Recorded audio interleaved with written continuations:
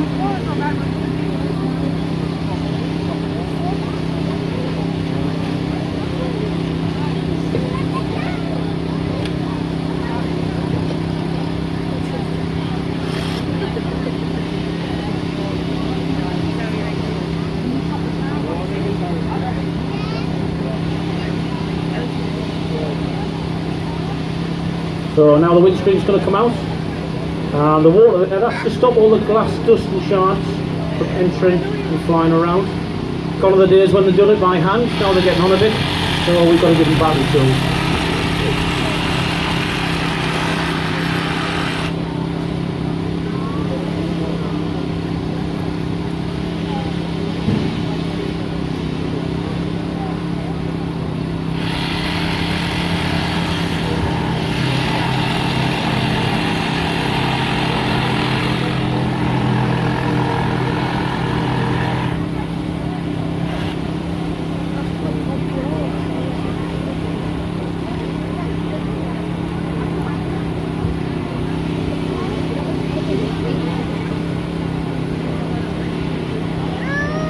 One thing, if you watch them, there's very little talking. It's all hand signals.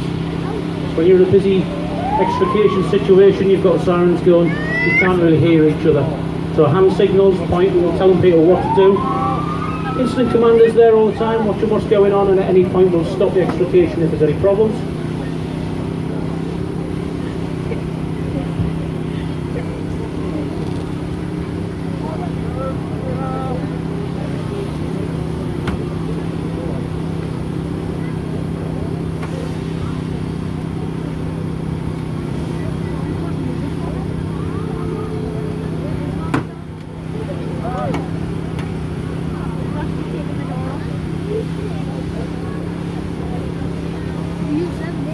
As you can see, there's the jaws of life coming in, taking the door off in a minute. The guys are good at this, they're not very good at DIY, but they are good at using these jaws of life.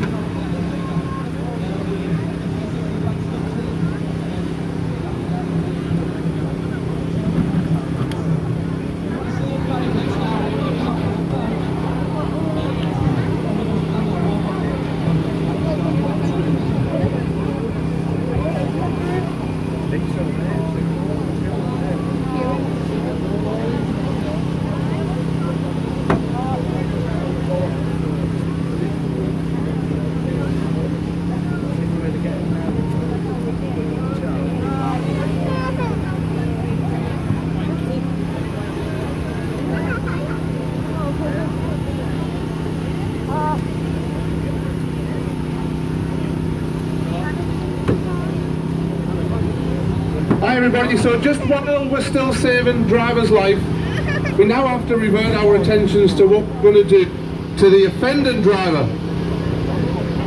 The new driver who was driving whilst on her phone. Now driving whilst on your phone doesn't mean just talking on your phone. She might have been updating TwitFace. She might have been FaceTiming. Snapchatting, doing whatever you do with the music, we don't know.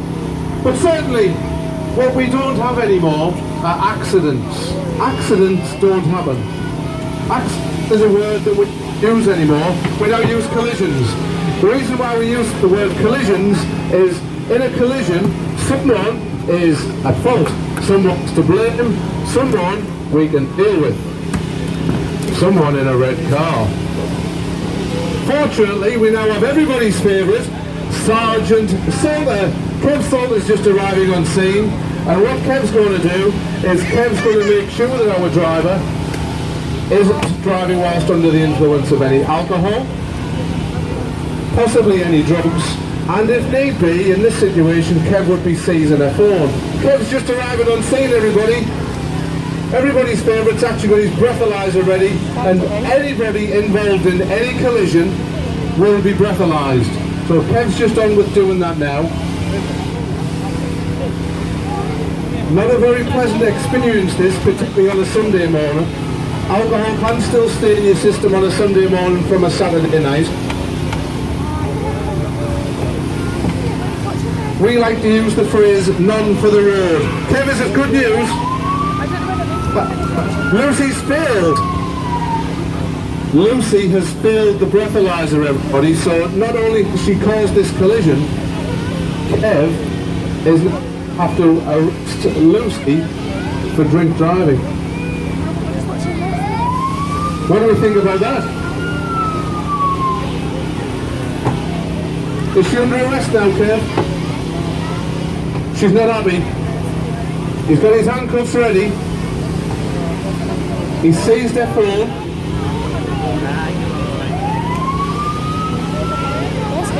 Unfortunately, folks, this is something which does happen far too much.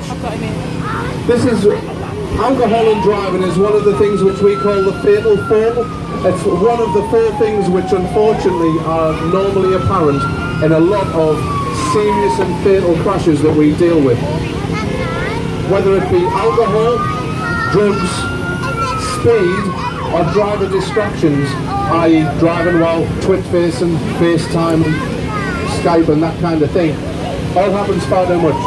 Fortunately, Kev has been able to detect the fact that Lucy's driving whilst under the influence, and she's now under arrest. That doesn't do our biker any good. Whether it be your fault or not, it hurts just as much. The stay in hospital is just as long.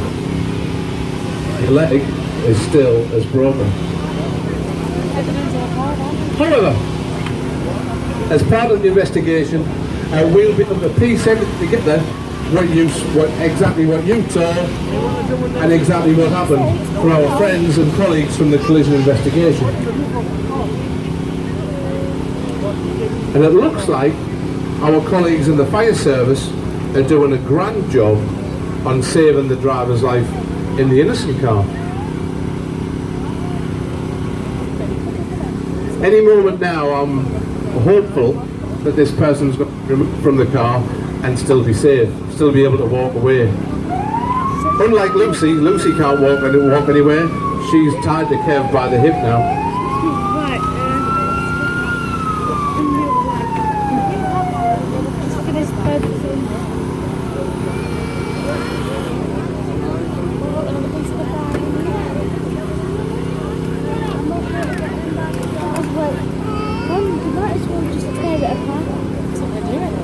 Let's have a little word with Lucy, who's already been cautioned by Kev how she feels.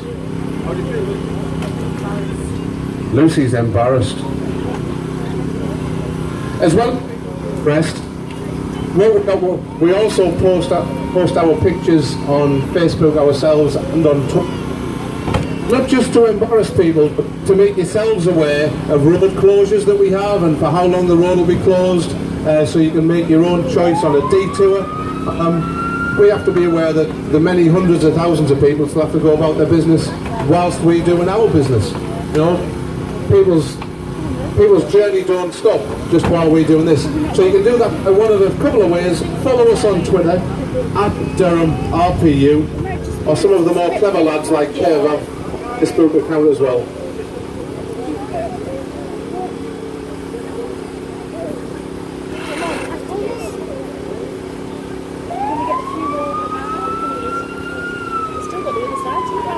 Is this the first time you've been arrested, Lucy?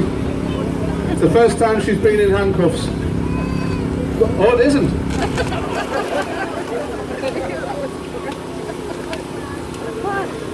Now we know why.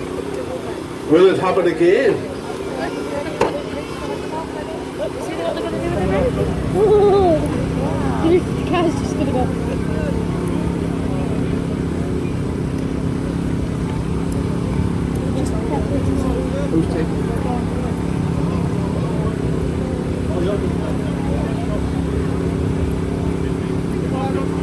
Here we are, our driver's very nearly about to be out.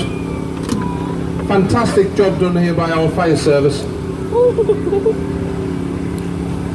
As you can see, ladies and gentlemen, the roof is now off. That takes about 10 to 15 minutes. Sometimes it can take a lot longer, particularly on the company vehicles these days.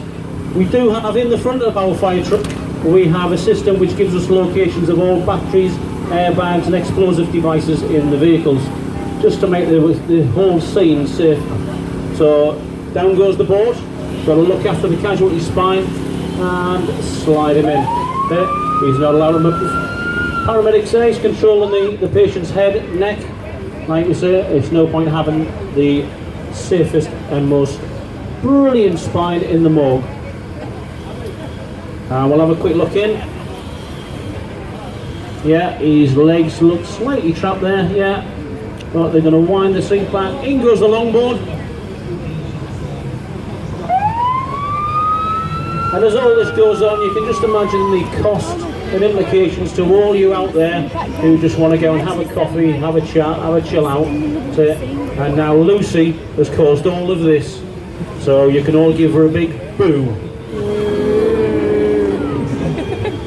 She's not getting out of the handcuffs at all until about 3 o'clock. So you're quite welcome to come and throw things at her.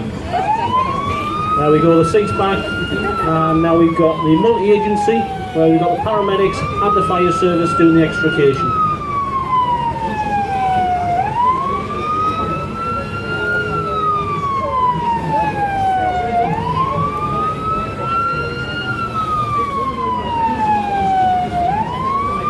So sometimes this can take up to 2 hours, so if you wonder when you see a collision why it's taking so long, sometimes this can take up to 2 to 3 hours to get somebody out of the vehicle.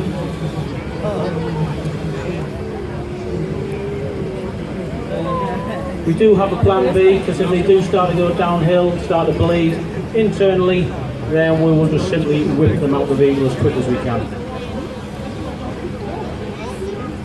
I think we might have to chop his legs off there, lads.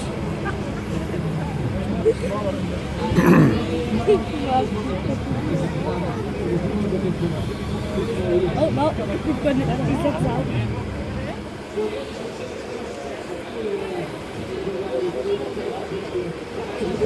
So there we go, we've got a multi-agency working together. We've got the police here, we've got the fire service here, we've got the ambulance service.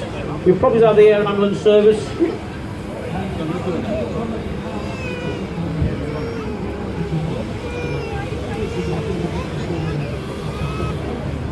And now he's out of the vehicle, paramedics will start a full assessment and continue working.